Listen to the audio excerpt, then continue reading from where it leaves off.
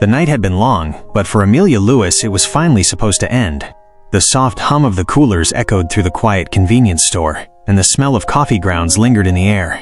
Outside, the world looked calm beneath the pale light of the setting sun. She was wiping down the counter, exhausted but content, ready to turn off the lights and lock up. But fate had other plans, the kind that can twist an ordinary night into something unforgettable.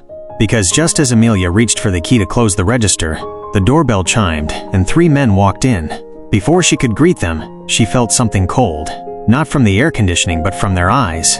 The tall one in front smirked, his boots thudding against the tiled floor. "We're not here to buy," he said with a grin that made her stomach twist. His 2 friends followed close behind, laughing under their breath, their shadows long across the floor. Amelia's heart began to race. She glanced toward the clock, 10 minutes past closing. She was alone, or at least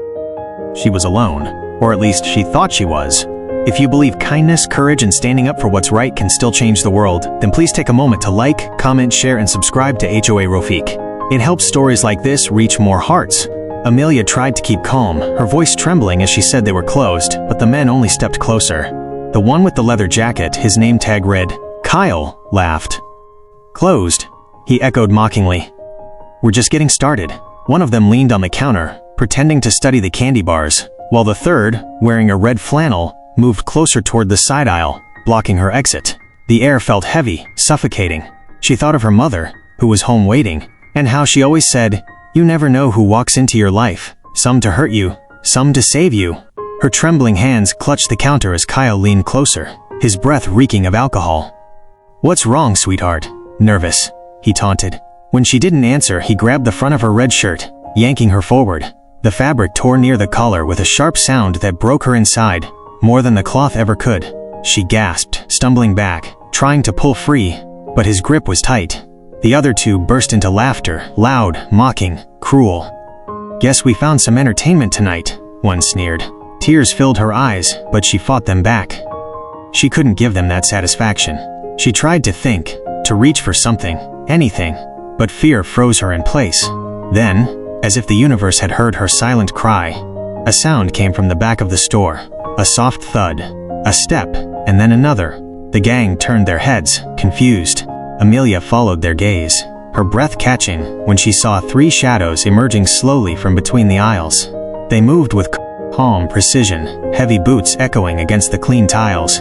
The men, who had been laughing just seconds ago, fell silent.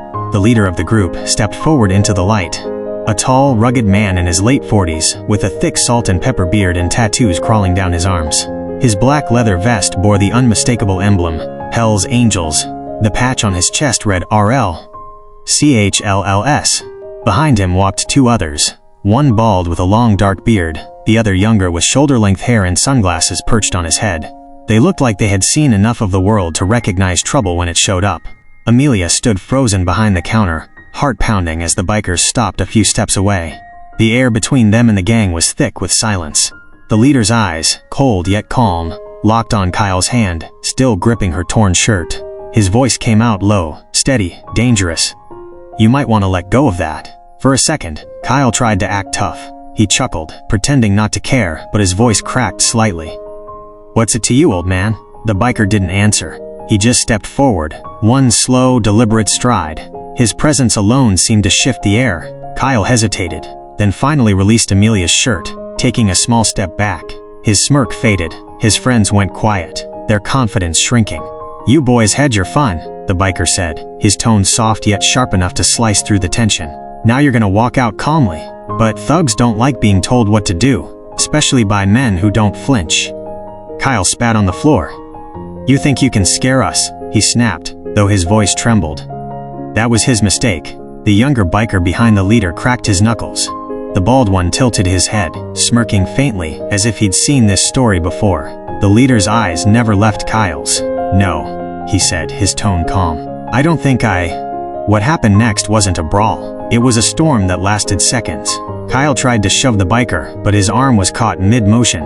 A twist, a step, a sound, and he was on the floor groaning. The second man lunged, but the bald biker intercepted him, pushing him against the counter so hard the shelf rattled. The third thug froze completely, hands raised, backing away until he hit the door. The bell above it chimed as he ran. The others stumbled after him, shouting something no one bothered to hear. Then, silence. Amelia stood behind the counter, her torn shirt trembling in her hands, eyes wide in disbelief. The leader looked at her gently, his tone changing completely. "You okay, miss?" She nodded, barely able to speak. Her voice cracked when she whispered, "Thank you." He just gave a small nod and said, "Keep your lights on a few more minutes. You're never as alone as you think." Then, without another word, the three bikers walked toward the door, their reflections flickering in the glass as they stepped into the sunlight. Amelia stood still, feeling her heartbeat slow, tears slipping down her cheeks, not from fear this time, but from relief. She looked out through the window as the motorcycles roared to life, their sound fading into the distance. For the first time in a long while, she felt safe. She realized that heroes don't always wear badges or capes. Sometimes they wear leather vests and carry a quiet kind of kindness that doesn't need to be spoken. If this story touched your heart and reminded you that goodness can come from the most unexpected souls, please take a moment to like, share, and subscribe to HOA Rofik. And before we end, I want you to comment below, what would you have done if you were in Amelia's shoes that night? Because sometimes the bravest thing we can do is believe that kindness still walks among us, even when it comes wearing tattoos, leather, and a heart that refuses to look away when someone needs saving.